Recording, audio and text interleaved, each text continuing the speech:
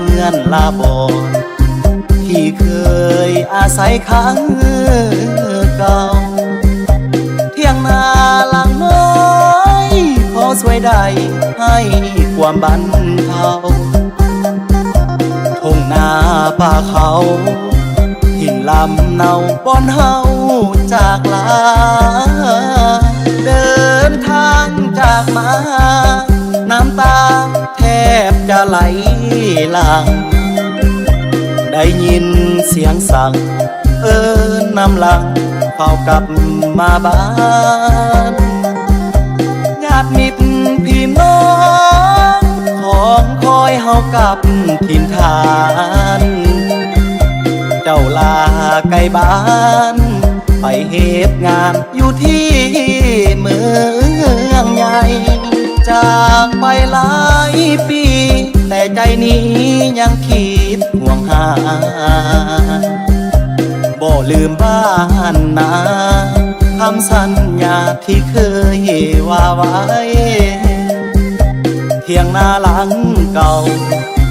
บ่อนเฮาเพิ่งพาอาศัยคิดมาน้ำตาจะไหลเป็นห่วงหลายเด็กคนทางบ้านกรุงนาลาบานมาเหตุงานอยู่ที่เมืองหลวง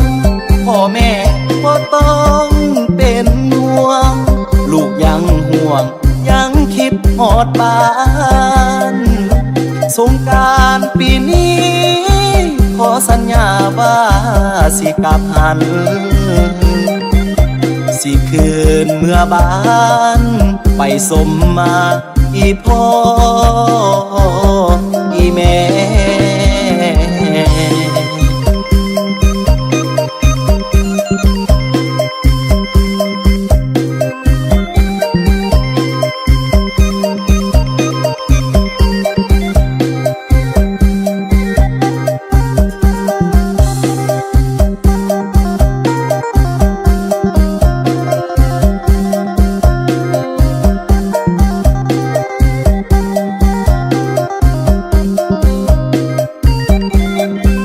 จากไปหลายปีแต่ใจนี้ยังคิดห่วงหาบ่ลืมบ้านนาคำสัญญาที่เคยว่าไว้เที่ยงนาหลังเก่าวอนเฮาเพิ่งพาอาศัยคิดมาน้ำตาจะไหลเป็นห่วงหลายเด็กคนทางบ้านหนุ่มนาลาบานมาเหตุงานอยู่ที่เมืองหลวงพ่อแม่ก็ต้องเป็นห่วงลูกยังห่วงยังคิดหอดบ้านสงกรานต์ปีนี้ขอสัญญาว่าสิกลับหันสิคืนเมื่อบ้านไปสมมาอีพ่ออีแม่